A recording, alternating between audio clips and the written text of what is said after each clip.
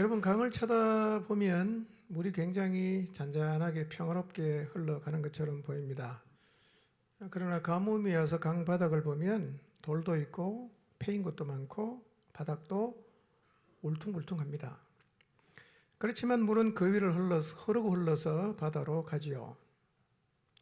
야곱의 인생도 돌아보면 참 돌부리도 많고 패인 것도 많았습니다. 길이 정말 울퉁불퉁했어요. 그러나 야곱은 바단 아람에서 가나안으로 갔고 결국 하나님이 허락하신 종착지인 애굽까지 갔습니다. 우리가 걷는 인생길이 그와 같습니다. 하나님의 인도를 받는 길이어도 인생길을 가다 보면 걸리적거리는 게 많습니다. 움푹 패인 웅덩이도 많습니다. 삶의 굴곡도 적지 않습니다. 그렇게 우리는 인생을 살고 있습니다. 그러나 낙심하지 마십시오.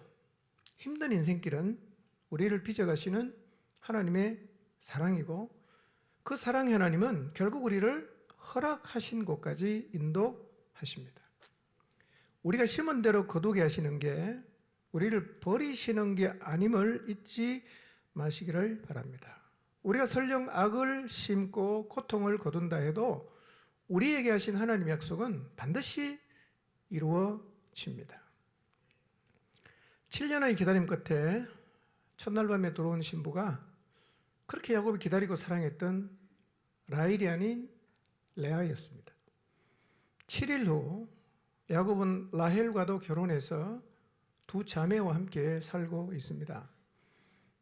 자매사인 레아와 라헬은 서로 시기하고 경쟁하면서 힘겨운 결혼 생활을 이어가고 있습니다. 이 둘이 얼마나 고통스럽고 경쟁하면서 힘겨운 삶을 살았는지는 그들이 지은 자식들의 이름을 보면 알 수가 있어요. 얼마나 경쟁했는가, 얼마나 고통스러웠는가, 얼마나 괴로웠는가, 이름 보면 알 수가 있어요. 놀라운 사실은 야곱이 사랑하지 않았던 레아가 메시아 족보를 이어가는 아내가 되었다는 것입니다. 야곱이 그렇게 사랑했던 라헬이 둘째 부인이 됐어요. 하나님은 총기가 부족했던 레아를 통해 첫 아들을 주십니다. 그리고 족보를 잇는 네 번째 아들 유다도 허락하셨습니다. 이것이 하나님의 섭리였다고 지난주에 말씀드렸습니다. 질문이 생깁니다. 왜 하나님은 라헬이 아니라 레아를 통해서 메시아 족보가 이어지게 하셨을까요? 왜 하나님은 라헬이 아니라 레아를 통해서 메시아 족보가 이어지게 하신 걸까요? 자, 레아를 통해 메시아 족보가 이어지게 된 과정을 오늘 본문 말씀을 통해서 라헬과 레아를 중심으로 살펴보도록 하겠습니다. 31절 같이 읽어볼까요? 시작. 여호와께서 레아가 사랑받지 못함을 보시고 그의 태를 여셨으나 라헬은 자녀가 없었더라. 예, 레아는 야곱의 사랑을 받지 못했습니다. 30절을 보면 야곱이 레아보다 라헬을 더 사랑했다 라고 말을 하는데 방금 읽은 31절에 보면 레아가 사랑받지 못함을 보셨다 그렇게 기록을 하고 있어요. 여기서 사랑받지 못했다는 이 사안에는 미워했다, 증오했다 그런 뜻이에요. 결혼했는데 남편에게 사랑을 받지 못하고 있어요. 남편이 미워하고 있습니다. 이것은 아내로서는 대단히 불행한 일입니다. 레아는 그렇게 결혼 생활을 시작했습니다. 메시아 족보는 레아가 아닌 라헬을 통해 이루어지는 것이 우리가 보기에 마땅해 보입니다. 왜냐하면 일단 라헬은 똑똑해요. 이뻐요. 능력도 있습니다. 그런데 무엇보다도 야곱이 가장 사랑했던 아내였어요. 그럼 마땅히 하나님이 야곱이 사랑했던 라헬을 통해서 메시아 족보를 이어가야 할 것처럼 보입니다. 그런데 레아는 라헬에 비해서 모든 면에서 모자라죠. 그런데 우리가 생각해야 될 게 있어요. 레아가 라헬보다 부족해서 야곱에게 사랑을 받지 못한 게 죄는 아니라는 거예요. 레아가 총기가 없음이 자기 잘못이 아니라는 겁니다. 태어났는데 총기가 없었어요. 태어났는데 외모가 동생보다 좀 못했어요. 이것은 잘못이 아닙니다. 죄도 아닙니다. 하나님이 이걸 아시기 때문에 하나님은 절대로 외형적인 조건으로 사람을 차별하지 않습니다. 잘생겼든 못생겼든 머리가 좋든 나쁘든 하나님은 그 별로 관심이 없습니다. 하나님이 우리를 사랑하는데 그런 인간적인 조건은 아무런 상관이 없다는 거예요. 이걸 믿으시기 바랍니다. 아무런 상관이 없어요. 그래서 성경을 보면 의외의 인물을 하나님이 사용하신 경우를 굉장히 많이 봐요. 의외의 사람을 쓰십니다. 우리하고 관점이 다르다는 거죠. 자기 잘못이 아니지만 레아는 남편의 사랑을 받지 못하고 있어요. 하나님이 긍휼히 여기십니다. 불쌍히 보셨어요. 그리고 태를 여셨다고 성경은 말씀합니다. 그러나 라헬에게는 자녀가 없었어요. 자, 이 의미는 뒤에 가서 잠깐 보도록 하겠습니다. 자, 32절을 봅니다. 시작. 레아가 임신하여 아들을 낳고 그 이름을 루벤이라 하여 이르되 여호와께서 나의 괴로움을 돌보셨으니 이제는 내 남편이 나를 사랑하리로다 하였더라. 두 자매가 남편을 하나 두고 경쟁하고 있습니다. 놀랍게도 첫 아들은 누가 낳냐면 남편의 사랑을 독차지했던 라헬이 아니었어요. 레아가 낳습니다. 우리가 상상해 볼 수 있는 것은 결혼 생활하면서 야곱이 누구랑 더 많이 잤을까요? 라헬과 훨씬 많이 잤겠죠. 어쩌면 레아하고는 딱 한 번 잤을 수 있어요. 덜컥 임신이 됐어요. 레아가 첫 아들을 낳고 이름을 어떻게 지었냐? 르우벤이라고 지었어요. 이름의 뜻은 이거예요. 보라 아들이다. 여러분, 고대 사회에서 아들을 낳는 것은 엄마와 아내로서 가치를 인정받을 수 있는 최고의 행위였어요. 그리고 아이의 이름은 관례가 뭐냐? 아빠가 짓는 거예요. 근데 지금 야곱은 라헬의 눈치를 보느라고 르우벤에게 거의 관심이 없습니다. 그래서 이름도 레아 자신이 지어요. 아들을 낳았는데 레아는 여전히 남편의 사랑을 받지 못하고 있습니다. 그래서 여러분 32절에 뭐라고 말씀합니까? 여호와께서 나의 괴로움을 돌보셨다. 이 이름 속에 레아가 남편의 사랑을 받지 못한 것을 얼마나 괴로워하고 있는지를 볼 수가 있어요. 그래서 아들을 낳자마자 여호와께서 나의 괴로움을 돌보셨으므로 아들을 주셨다. 이제 남편이 나를 사랑할 것이다. 이렇게 이름을 붙였다는 것입니다. 그런데 여기서 우리가 주의해서 봐야 될 게 있어요. 레아가 지금 누구 이름을 부르고 있어요? 여호와께서 나의 괴로움을 돌보셨다. 이렇게 말을 하고 있습니다. 여호와.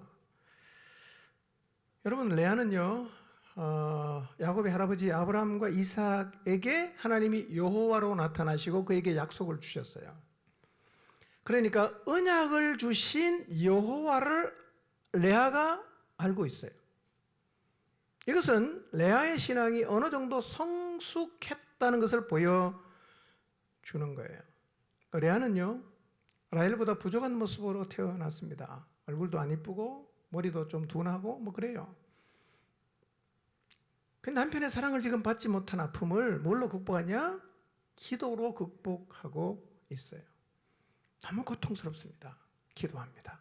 하나님은 레아의 괴로움을 돌보셨어요.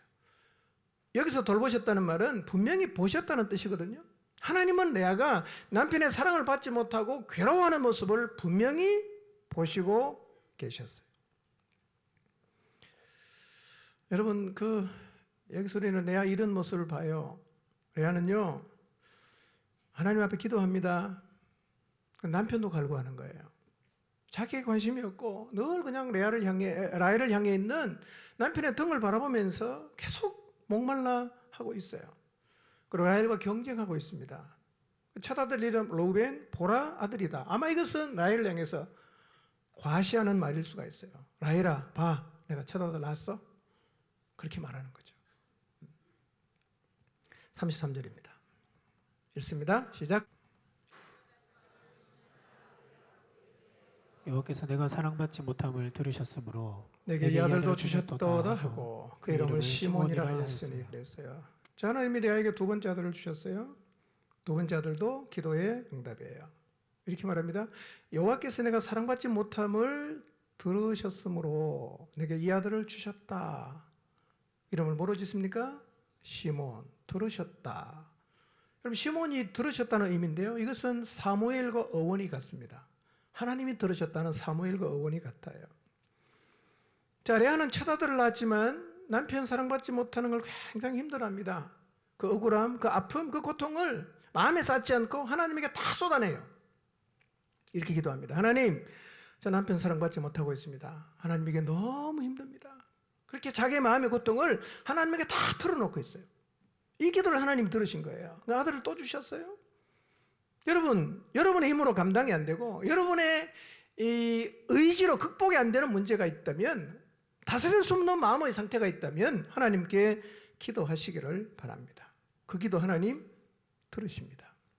레아처럼 말이에요. 내 잘못은 아닌데 태어나 보니까 우리 환경이 안 좋아요. 태어나 보니까 내 배경이 너무 부끄러워.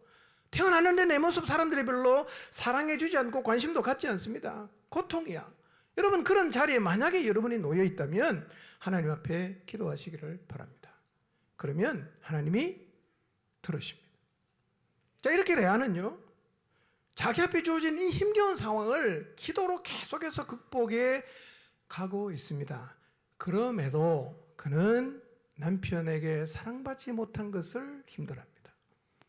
여러분이 레아의 모습을 이해하시겠어요? 기도하면서 힘들어하는 거예요. 간구하면서 힘들어요. 주님께 다 털어놓는데 힘들어요. 그리고 여전히 라헬과 경쟁합니다. 라헬에게 보란듯이 말합니다. 하나님이 내 기도를 들으시고 아들을 주셨다. 시몬, 그렇게 이름을 지었다는 거예요. 자, 세 번째 아들을 낳았어요. 이름을 뭘로 짓습니까? 레위라고 짓죠. 이름은 뜻이 뭐죠? 이제 남편이 나와 함께 연합할 것이다. 세 번째 아들을 낳으면서 이제 남편이 자기에게로 돌아와서 자기와 연합할 것을 기대하고 있습니다. 레아는요, 자기의 그 아픔과 고통을 하나님께 계속 아뢰고 기도는 하고 있는데 여전히 뭘 못 버리고 있습니까? 남편에 대한 미련을 버리지 못하고 있어요. 우리가 이럴 수 있거든요. 여러분, 그 남편에 대한 미련을 버리는 게 쉽겠습니까? 아내인데, 결혼했는데 남편의 사랑을 받아야 되지 않겠어요? 이제 없어도 괜찮아, 이렇게 하는 게 쉽겠습니까, 여러분? 오늘 우리도요, 우리의 문제를 들고 나가서 내 힘으로 바꿀 수 없는 문제를 주님께 다 아뢰입니다. 그리고 우리의 기대는 그 환경을 하나님이 바꾸어 주실 것에 대한 기대를 갖고 있어요. 그 바꾸어질 것에 대한 그 기대를 우리가 버리지 못하고 있을 수 있습니다. 여러분, 내 힘으로 바꿀 수 없어요. 기도했는데 안 바꿔져요. 그러면 그 환경을 내가 수용하는 게 쉽겠습니까? 하나님, 그럼 제가 받아들이겠습니다, 이렇게 말하는 게 쉽겠습니까? 그래서 우리도요, 늘 기도는 하지만 하나님을 찾지만 여전히 힘들어하는 거예요. 여전히 괴로워하고 여전히 아쉬워하고 있을 수가 있습니다. 여러분, 기도했는데 변하지 않은 것, 어떤 것 때문에 여러분이 아쉬워하고 힘들어하십니까? 건강? 외모? 여러분의 자식? 경제? 또 여러분의 환경? 등등이죠. 이 자리에서 자유하는 은혜가 있기를 바랍니다. 레아는 늘 기도해요. 근데 해결이 안 돼요. 남편에 대한 미련, 라헬을 향한 경쟁심, 해결이 안 돼요. 이게 우리의 모습일 수 있어요. 늘 기도하지만 바뀌지 않는 환경을 아쉬워하고, 기도를 하지만 다른 사람과 경쟁하고 다른 사람을 시기하고 있을 수가 있습니다. 그래서 레아는요, 레위를 낳은 다음에 이렇게 이름을 지었죠. 이제는 남편이 나하고 연합할 거다. 누구를 향해 말하는 것 같아요? 라헬을 향해 말하는 거예요. 이제 3명 낳았으니까 이제는 남편이 나하고 연합할 거다. 그렇게 이름을 지었다는 거예요. 내 이름 이렇게 지으면 안 돼요. 되게 웃깁니다. 밑에 뒤에 가면요, 단, 뜻이 뭔지 아세요? 억울함. 무슨 아이 이름이 이래요? 억울함 이리 와, 이렇게 불러도 되겠어요? 아이 이름을 다 그렇게 지었어요. 자, 35절입니다. 읽습니다. 시작. 그가 또 임신하여 아들을 낳고 이르되 내가 이제는 여호와를 찬송하리로다 하고 이로 말미암아 그가 그의 이름을 유다라 하였고 그의 출산이 멈추었더라. 자, 하나님이 레아에게 네 번째 자녀를 주십니다. 자, 레아가 네 번째 아들을 낳고는 이름을 이렇게 지어요. 내가 이제는 여호와를 찬송하리로다 라고 하면서 이름을 유다라고 짓습니다. 유다의 뜻이 뭐냐면 찬송이에요. 찬송. 우리는 이 유다의 이름에서 놀라운 사실을 발견합니다. 레아의 태도가 바뀌었어요. 더 이상 남편을 갈구하지 않아요. 레아는 이제 남편의 사랑이 없지만 하나님으로 만족합니다. 그리고 하나님을 찬송하기를 시작했습니다. 그래서 네 번째 아들을 낳고는 나는 이제 여호와를 찬송하며 살겠다. 그러면서 아들의 이름을 유다라고 지었다는 거예요. 여러분, 이 레아의 모습은 이전 모습과는 사뭇 다르죠? 아들 넷을 낳았어요. 그래서 남편은 여전히 라헬만 사랑하고 있습니다. 그러나 레아는 이제 남편의 사랑을 갈구하지 않습니다. 기도했지만 현실은 바뀌지 않았어요. 어떡하냐? 그냥 받아들입니다. 그리고 그럼에도 불구하고 그는 하나님을 찬송했습니다. 무슨 의미입니까? 레아의 신앙이 굉장히 성숙했다는 거죠. 마태복음 1장 2절 한번 볼까요? 시작. 아브라함이 이삭을 낳고 이삭은 야곱을 낳고 야곱은 유다와 그의 형제들을 낳고 그랬어요. 마태복음 1장의 메시아 족보를 보면 야곱이 누구를 낳았다고 말합니까? 유다와 그의 형제를 낳았다 이렇게 기록하고 있어요. 유다의 후손 가운데 누가 옵니까? 예수 그리스도가 오셨다는 거예요. 이 말의 의미는 하나님은 낮은 자를 높이시고 그런 사람들을 통해서 찬양받기를 원하신다는 것을 보여주시는 거예요. 여러분, 레아는 기도하면서 르우벤을 낳았어요. 그러나 그의 마음에는 남편의 사랑을 계속 그리워하고 있습니다. 이제는 남편이 나를 사랑하겠지? 르우벤. 기도하면서 두 번째 아들 시몬을 낳았습니다. 하나님이 내가 남편에게 사랑받지 못한 거 하나님이 들으셨으니까 이제 남편 좀 바꾸어주겠지? 그런 기대를 가지고 시몬이라고 지었어요. 세 번째, 기도하면서 레위를 낳았습니다. 아직도 그의 마음속에 남편을 향한 갈구가 있어요. 이제 남편이 나하고 연합하겠지? 그렇게 이름을 레위라고 지었어요. 뿐만 아니라 그는 계속해서 기도했지만 라헬과 경쟁했어요. 그러나 네 번째 아이 유다를 낳고는 완전히 바뀌었습니다. 여호와를 찬송하리로다. 그런 환경을 뛰어넘어 이제 하나님만 바라보기를 시작했습니다. 레아의 신앙이 굉장히 성숙했어요. 이 과정을 통해서 우리에게 주시는 중요한 교훈이 하나 있어요. 여러분, 레아가 살고 있는 메소포타미아 지역, 특히 하란은 우상을 섬기는 곳이었어요. 자, 레아의 아버지 라반도 우상을 섬기는 사람이었습니다. 야곱이 외삼촌이 양털 깎는 날을 택해서 도망갔어요. 도망을 칠 때 라헬이 그 집 우상인 드라빔을 훔쳐갑니다.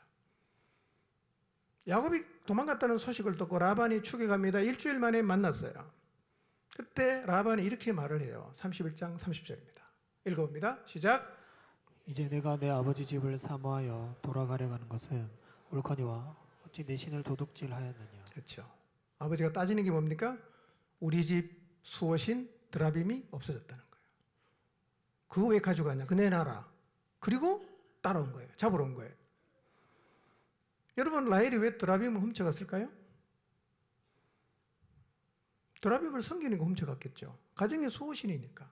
그 우상을 섬기려고 드라빔을 훔쳐갔어요. 여러분, 드라빔은 가정의 수호신이니까 라헬만 섬긴 게 아니라 라반도 섬기고 레아도 이전에는 섬겼을 거예요. 자, 열왕기하 23장 24절 한번 볼까요? 시작. 요시아가 또 유다 땅과 예루살렘에 보이는 신접한 자와 점쟁이와 드라빔과 우상과 모든 가증한 것을 다 제거하였으니 이는 대지사장 hil기야가 여호와의 성전에서 발견한 책에 기록된 율법의 말씀을 이루려 함이라. 예, 유다 말기입니다. 그러니까 한참 뒤죠. 이때까지 유대 땅 이스라엘 백성들이 누구를 섬깁니까? 드라빔을 섬겼어요. 드라빔. 고대 하란에 섬기던 신을 이스라엘 백성이 지금 섬기고 있어요. 레아가 이런 가정에서 자랐어요. 마땅히 누구를 섬기겠어요? 드라빔이라는 우상을 섬기면서 살았을 것입니다. 그런데 결혼한 다음에 레아가 누구한테 기도했어요? 여호와께 기도했습니다. 여호와는 언약의 하나님을 의미하거든요. 언약의 하나님은 잘 몰라요. 아브라함과 이삭과 야곱만 아는 거예요. 근데 이 언약의 하나님께 레아가 지금 기도하고 있다. 그러면 레아가 여호와께 기도했다는 말은 레아가 여호와를 알았다는 얘기잖아. 어떻게 알았을까요? 여러분, 레아가 레아가 여호와를 알 수 있는 방법은 딱 하나밖에 없습니다. 야곱이 가르쳐 주지 않는다면 레아는 여호와를 알 수가 없어요. 근데 그가 여호와께 이미 기도하고 있습니다. 그리고 계속 기도하다가 이제는 환경을 초월하고 하나님을 여호와를 찬송하리로다 라고 유다라고 이름을 지을 정도로 하나님을 향한 그의 신앙이 매우 성숙해졌어요. 아마도 레아는 야곱을 통해서 아브라함 얘기 들었을 거예요. 자기 시아버지 이삭 얘기도 들었을 거예요. 자기 남편 야곱이 브엘세바를 출발해서 바단 아람으로 가다가 베델에서 하나님을 만났던 얘기도 다 들었을 거예요. 놀라운 사실은 이거예요. 야곱이 지금 레아를 사랑합니까? 야곱이 레아에게 기쁨을 줍니까? 힘들게 하죠. 그런데 야곱은 자기를 무시하고 너무너무 힘들게 했지만 레아는 야곱을 통해 하나님을 전해 들었어요. 그런데 그 야곱은 자기를 사랑 안 해. 그렇지만 레아는 야곱과 상관없이 하나님을 믿고 섬겼다는 거예요. 이게 중요한 거예요. 여러분, 이게 참 신앙인이에요. 이게 참 신앙이에요. 이렇게 말하는 사람을 자주 만나요. 여러분 아마 만나본 적이 있을 거예요. 저도 한때 교회를 열심히 다녔습니다. 근데 교회 사람에게 실망했습니다. 너무 상처를 많이 받았습니다. 그래서 저는 교회에 지금 안 다닙니다. 어쩌면 우리 중에도 그런 경험을 가지신 분이 계실 수 있습니다. 또 그런 경험 때문에 교회를 다시 나오긴 했지만 하나님을 향해 마음을 열지 못하고 사람들 향해서도 마음을 못 열어요. 이 사람 행동이 진심일까? 저 쇼하는 거 아닌가? 그렇게 다른 사람 행동을 저울질하고 계실 수 있습니다. 젊은이 가운데는 가정에서 신앙의 본을 보이지 못한 부모 때문에 하나님과 교회를 향해서 마음을 닫고 교회를 나오지 않는 경우도 적잖게 있습니다. 나 우리 아버지 보니까 우리 어머니 보니까 하나님 없는 것 같다. 나 교회 안 나간다. 이런 사람이 있죠. 누군가가 삶의 본이 되지 않아서 상처를 받거나 그래서 교회를 떠났다는 말이 이해가 되는 측면이 있습니다. 그리고 우리가 이런 얘기를 들으면 삶을 살아내지 못하는 우리를 돌아봐야 합니다. 바로 살아야 되겠구나. 제대로 살아야겠구나. 그렇게 우리 자신을 돌아보는 게 필요할 것입니다. 그러나 어떤 사람 때문에 하나님을 떠났다. 이 말이 꼭 옳은 말은 아니에요. 왜냐하면 지상에 있는 교회는 어차피 완전하지 않은 사람들의 모임입니다. 교회 안에는 신자만 있는 게 아니라 불신자도 있어요. 상처를 받은 사람이 얼마나 많아요. 같이 살다 보면 뭐 상처 받지요. 사실은 내가 일방적으로 받는 건 아니면 나도 줘요. 주고받고 하는 거죠. 실망합니다. 그래서 하나님을 향해서 마음을 닫게 된다면, 교회를 향해서 마음을 닫게 된다면 누구라도 신앙을 갖기 어렵습니다. 지상에는 어떤 교회 가도 상처 안 받을 교회는 지상에 한 교회도 없습니다. 예루살렘 교회는 상처 안 받았습니까? 여러분, 예루살렘 교회도 두 파가 그냥 구제 때문에 문제가 생겨서 교회가 시끄러워지지 않았습니까? 사람 사는데 다 그래요. 그렇기 때문에 나는 하나님을 믿을 수 없다라는 말은 맞는 말 같지만 사실은 맞지 않는 말일 수도 있다는 겁니다. 여러분, 하나님을 제대로 만나면 다른 사람이 본되지 못한 모습을 보여도 그게 문제가 안 돼요. 왜냐하면 누구라도 하나님을 제대로 만나는 사람은 그 사람이 아니라 자기를 먼저 본단 말이에요. 나를 보는 거예요. 저 사람보다 내가 사실은 더 악해. 저 사람은 저렇게 드러났지만 드러나지 않는 내 내면 속에 더 악한 게 있다는 걸 주님을 만난 사람은 본단 말이에요. 그래서 함부로 상처받았다는 말을 안 해요. 그래서 자기를 보는 사람은 본이 되지 않는 사람 때문에 시험 드는 게 아니라 도리어 그를 향해서 기도하게 되는 거예요. 여러분, 레아를 보십시오. 야곱이 자기를 무시합니다. 아들 4명 낳아줬지만 눈길도 안 주잖아. 얼마나 힘들어. 그러면 인간적으로 생각해 보십시오. 저 야곱이 믿는 하나님 나 안 믿겠다. 저 남편 야곱이 믿는 하나님 나 이제부터 끊겠다. 이렇게 말할 수 있지 않겠어요? 근데 레아가 어떻게 합니까? 더 신실하게 하나님을 믿었어요. 더 믿음이 성숙해져 갔습니다. 처음에 그를 보세요. 기도하지만 갈등하잖아. 계속 남편 사랑 갈구하고 라헬과 경쟁했습니다. 그러나 유다를 낳은 후에는 남편 행동과 상관이 없이 하나님을 찬송하는 자리까지 나갔다는 거예요. 여러분, 우리의 신앙이 여기까지 가야 합니다. 레아는 하나님을 믿었어요. 누가 믿는 하나님? 자기를 사랑해 주지 않는 야곱이 믿는 하나님을 믿었어요. 야곱이 어떤 행동을 하든지 상관없이 레아는 하나님을 믿었습니다. 이게 신앙이에요. 자, 30장 넘어갑니다. 1절이자 시작. 라헬이 자기가 야곱에게서 아들을 낳지 못함을 보고 그 연희를 시기하여 야곱에게 이르되 내게 자식을 낳게 하라. 그렇지 아니하면 내가 죽겠노라. 야곱이 라헬에게 성을 내어 이르되 그대를 임신하지 못하게 하시는 이는 하나님이시니 내가 하나님을 대신하겠느냐? 예, 레아가 아들을 4씩이나 낳았습니다. 라헬은요? 한 명도 못 낳았어요. 그러니까 라헬의 시기가 극이더랍니다. 여기서 시기하이라는 말은 테케네라는 말인데요. 열성적이다, 붉다는 뜻을 가진 카나라는 말에서 유래했어요. 이런 의미입니다. 얼굴에 핏발이 서릴 정도로 흥분한 모습으로 질투했다는 말이에요. 예, 눈에 비는 게 없어. 완전히 이렇게 된 거예요. 이렇게 돌아버렸습니다. 이 돌아갈 때는 아무것도 안 보이죠? 라헬이 견딜 수가 없는 거예요. 견딜 수가 없어. 어떻게 합니까? 야곱 찾아갑니다. 이렇게 말합니다. 내게 자식을 낳게 하라.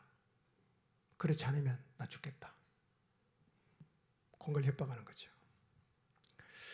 여러분, 이런 라헬의 모습은요, 아이를 낳지 못해서 또 다른 아내에게 무시를 당하고 격동함을 받았던 한나가 실로에 와서 기도했던 모습과는 너무나 대조적이죠.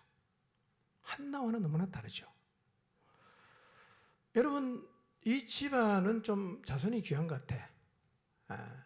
시할머니 사라는 몇 년 만에 아들 낳았습니까? 25년 만에. 25년 만에. 그러면 시어머니 리브가는 몇 년 만에 낳았습니까?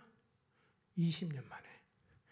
이 집안은요, 시집 와서 첫 아들 낳았는데 걸리는 평균 기한이 22.5년이야. 라헬을 몇 년 기다렸어요? 7년도 안 기다렸습니다. 근데 기리기리 뛰고 난리가 난 거예요. 죽겠다. 7년을 못 기다리고 죽겠다고 지금 난리법석을 떨고 있습니다. 왜 그랬을까요? 라헬은요, 지금까지 살면서 언니하고 경쟁해서 한 번도 져본 적이 없어요. 완전히 이겼습니다. 둘이 나가면 사람들이 다 라헬에게만 눈길을 줬어요. 레아는 쳐다보지도 않았습니다. 무시하고 살았을 수 있어요. 언제나 레아 앞에 서면 라헬은 자기가 커졌어요. 근데 이상하게 결혼을 했는데 그 시원찮아 보이는 언니가 아들을 4명 낳을 동안 자기는 한 명도 못 낳았어요.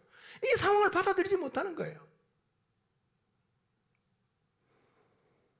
이렇게 힘든 상황, 격분하게 되는 상황을 지나고 있지만 라헬은 기도를 하지 않습니다. 누구 찾아갑니까? 사람 찾아갑니다. 사람 찾아가서 문제를 해결하려고 하고 있어요. 여러분, 라헬은요, 자기가 예쁘고 매력도 있고 능력이 있기 때문에 사람들 찾아가면 사람들이 다 자기를 쳐다봐 주잖아요. 자기가 말하면 귀를 기울여 주잖아요. 그럼 얘기하면 문제가 해결됐어요. 그러니까 문제가 생기면 사람을 찾아가는 게 습관이야. 이게 라헬의 약점이라는 거예요. 이게 라헬의 연약함이라는 거예요. 여러분, 외모가 출중하고 능력이 있고 뭐 이렇게 이쁜 사람은요, 늘 사람들의 사랑을 독차지하거든요. 이게 꼭 좋은 게 아닙니다, 여러분. 이것은요, 우리가 하나님께 나가는데 오히려 장애가 됩니다. 너무 이쁜 사람, 너무 능력 많은 사람, 너무 돈 많은 사람, 하나님 안 찾아요. 이게 오히려 하나님 앞에 나가는 데는 장애와 같습니다. 돈 많은 건 장애입니다. 너무 이쁜 건 장애입니다. 능력이 너무 많은 건 장애가 될 수 있어요. 왜냐하면 이 사람은 자기를 믿거든요. 하나님을 레아처럼 의지하지 않습니다. 여러분.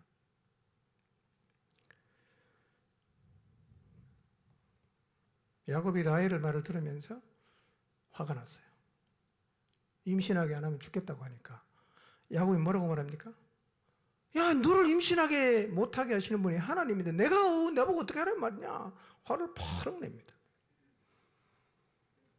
물론 라헬이 자기가 아이를 낳는 못난 책임이 야곱에게 있다고 생각은 안 했겠죠. 왜 이렇게 합니까? 너무 열받아서 그런 거예요. 너무 흥분해서. 그때 야곱이 어떻게 하면 되죠? 이때 너 힘들었겠구나 이러면 돼요. 공감해주면 끝난단 말이에요. 야곱 어떻게 합니까? 정답을 주는 거예요. 그것도 열받는 거지. 남자들이 원래 이래요.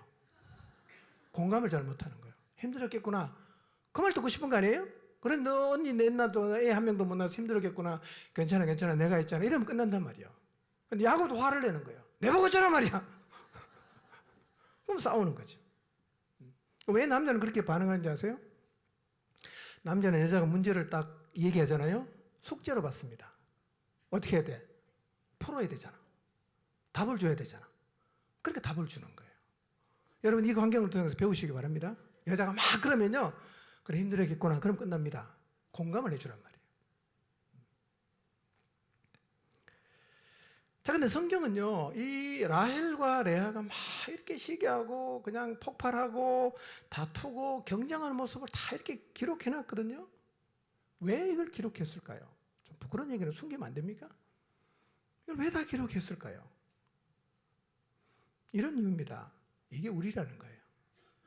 우리가 이렇다는 거예요. 우리도 지금 이렇게 하고 있다는 거예요.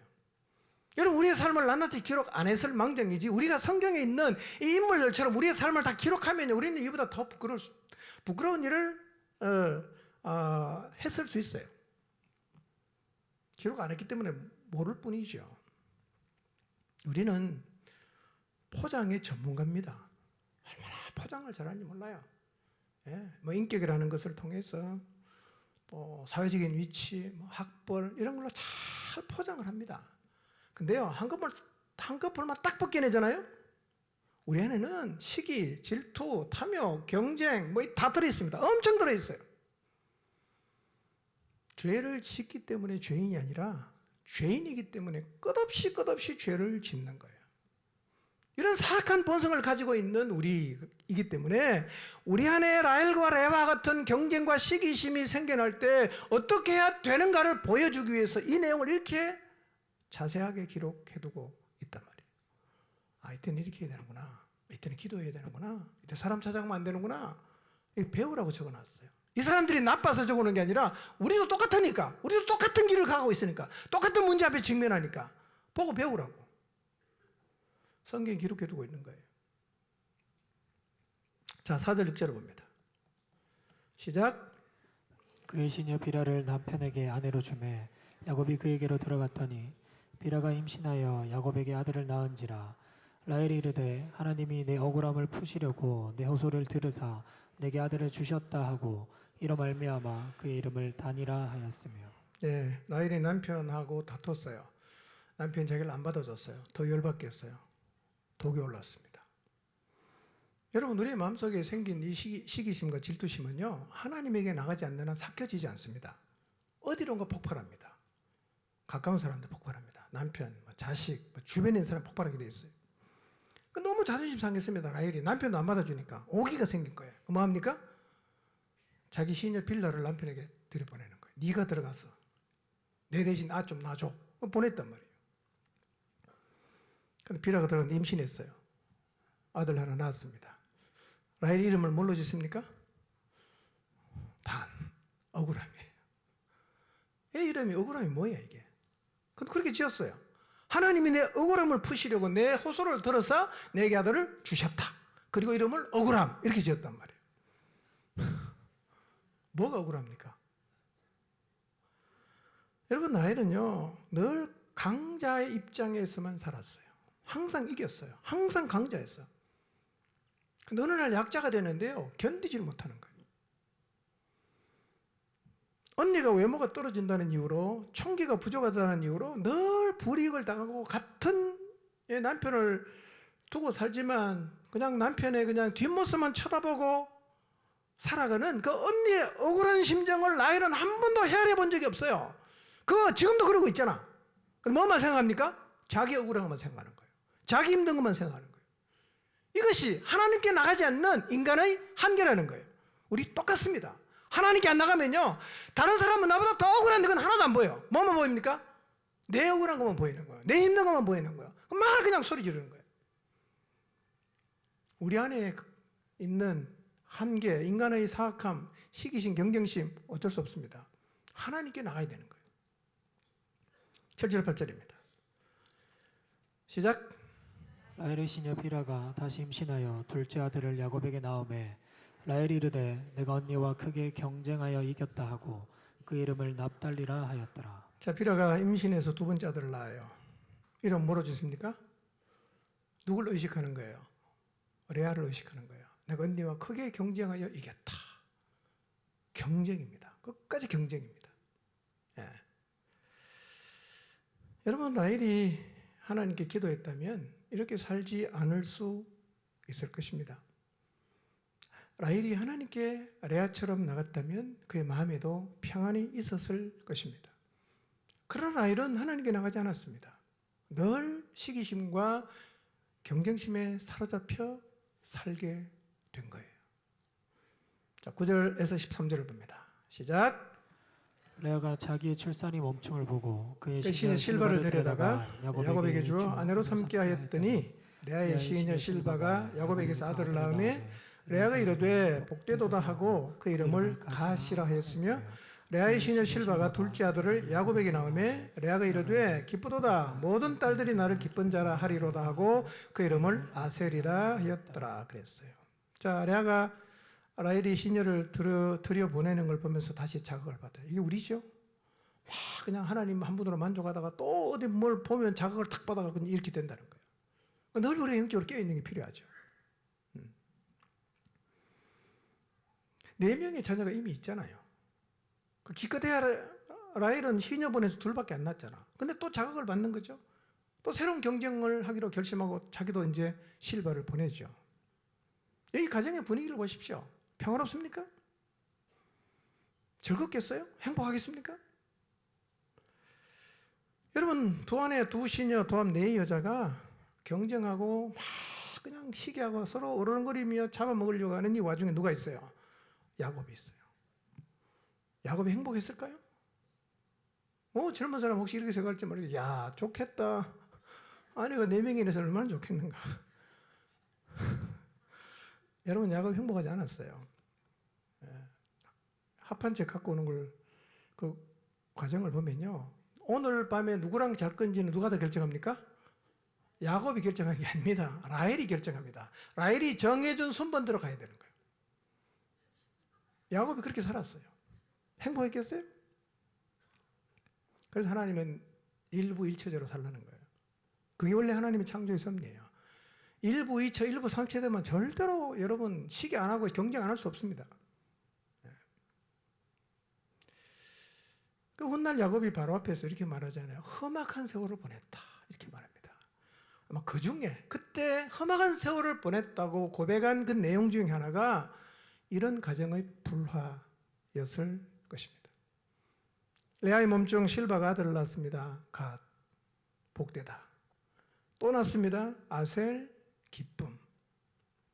자, 14절 16절 봅니다. 시작.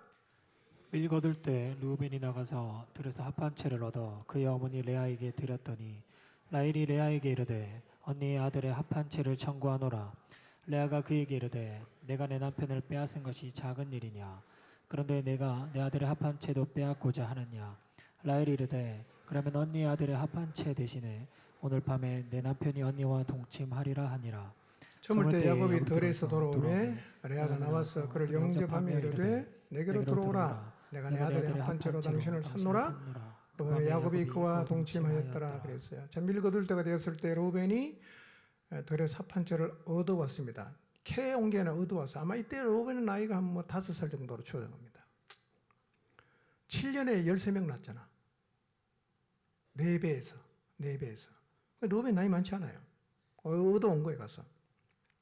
합한 채는요, 냄새가 향긋하고 꽃도 아름다운 희귀식물인데요. 맨드레이크의 열매입니다. 맨드레이크 열매입니다. 당시 근동에 사는 여인들에게 이 맨드레이크 열매는요, 최음제 혹은 강장제로 여기서 사랑의 과실로도 불리운 그런 열매였습니다. 이 소식을 라헬이 들었습니다. 라헬이 레아에게 찾아갑니다.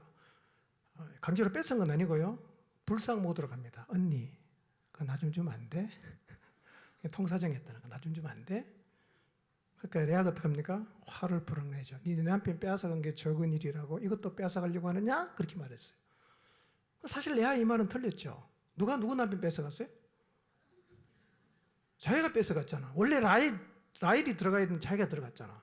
근데 말은 이렇게 하는 거예요. 우리 다 이렇게 말합니다. 이렇게 말해요. 잘 들어보면 다 그 사기성이 좀 있는 거죠. 거짓말이죠. 남편 라헬이 이제 협상을 합니다. 딜을 하죠. 오늘 남편 언니한테 보내줄게. 형한테 보내줄게. 나 좀 그 합한테 줘. 그래서 합한테 누가 가져갑니까? 라헬이 가져가고 그날 야곱이 들어올 때 라헬가 뭐라 그럽니까? 합한제 가지고 내가 당신을 샀다. 내한테 들어와라. 이렇게 말하잖아요. 순번 누가 정합니까? 라헬이 정했어요. 자, 17절에서 21절 봅니다. 시작. 하나님이 레아의 소원을 들으셨으므로 그가 임신하여 다섯째 아들을 야곱에게 낳은지라. 레아가 이르되 내가 시녀를 내 남편에게 주었으므로 하나님이 내게 그 값을 주셨다 하고 그 이름을 이사가리라 하였으며 레아가 다시 임신하여 여섯째 아들 야곱에게 낳은지라. 레아가 이르되 하나님 내게 후한 선물을 주시도다. 내가 남편에게 여섯 아들을 낳았으니 이제는 그가 나와 함께 살리라 하고 그 이름을 스불론이라 하였으며 그 후에 그가 딸을 낳고 그 이름을 디나라 하였더라 그랬어요. 자, 합한채 누가 갖고 왔어요? 라헬가 갖고 왔죠. 왜 가지고 왔어요? 아기 낳겠다고. 근데 애는 누가 낳습니까? 레아가 낳죠. 되게 웃기죠? 애 낳겠다고 합한채 그냥 통사정해서 남편하고 바꿔치기 했는데 애는 누가 가지냐? 레아가 또 가집니다. 그 다섯 번째 아들 이름이 뭐죠? 이사갈. 뜻이 뭐냐? 값이라는 뜻입니다. 값. 합한채를 포기한 값으로 얻었다. 그렇게 해서 이사갈이라고 붙였고요. 여섯째 아들은 뭡니까? 스불론. 거하겠다. 이제는 그가 나와 함께 살 거다. 레아의 마음속에 아직도 남편을 향한 그 마음이 담겨 있어요. 그리고 마지막으로 누굴 낳습니까? 딸을 낳아요. 누굽니까? 디나죠. 뒤에 등장합니다. 자, 22절 24절 봅니다. 시작. 하나님이 라헬을 생각하신지라. 하나님이 그의 소원을 들으시고 그의 태를 여셨으므로 그가 임신하여 아들을 낳고 이르되 하나님이 내 부끄러움을 씻으셨다 하고 그 이름을 요셉이라 하니 여호와는 다시 다른 아들을 내게 더하시기를 원하노라 했더라. 자, 하나님이 라헬을 생각하셨다 그랬죠. 하나님 그의 소원을 들었다 이렇게 말씀하고 있습니다. 그러면 이전에는 하나님이 라헬을 생각 안 하셨을까요? 이전에는 라헬의 기도를 하나님이 듣지 않았을까요? 그렇지 않겠죠. 하나님이 라헬의 기도를 들으셨을 거예요. 라헬을 다 보고 계셨을 것입니다. 그런데 왜 이제사 하나님이 요셉을 주십니까? 다 들었을 텐데, 다 알고 계시는데 왜 라헬에게 이제사 아들을 주시는 걸까요? 라헬에게는 이런 시간이 필요했기 때문이에요. 라헬에게는 이런 시간이 필요해요. 여러분, 기다림과 고통의 시간이 반드시 나쁜 게 아닙니다.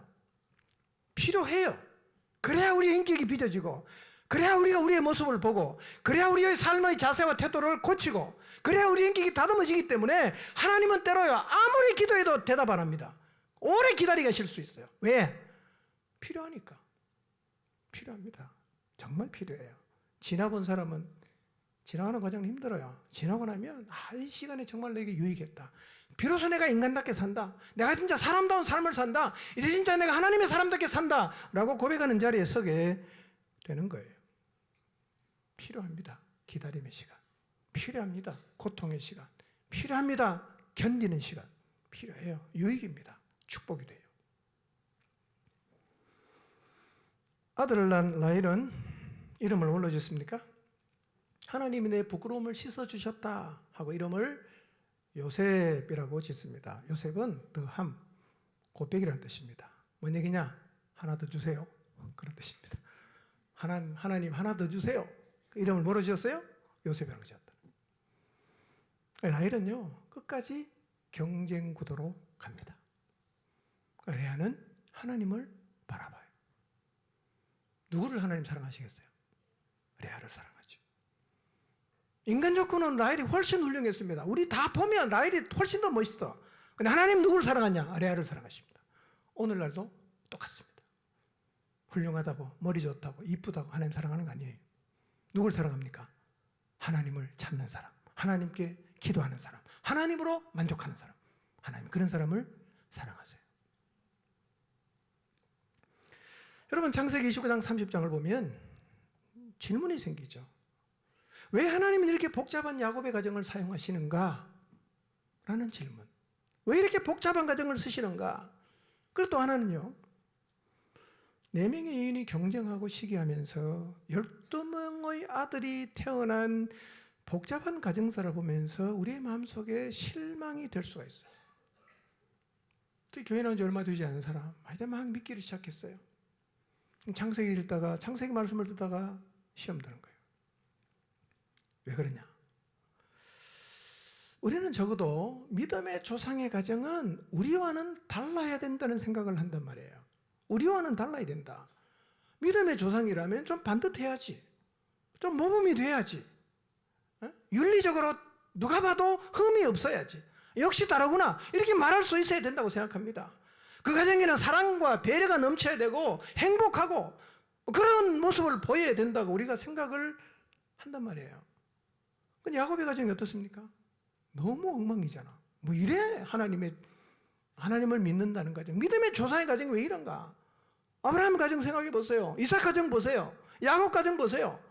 우리가 볼 때 역시 다르구나. 이게 없잖아요. 어떤 느낌입니까? 우리하고 똑같네. 이거잖아요.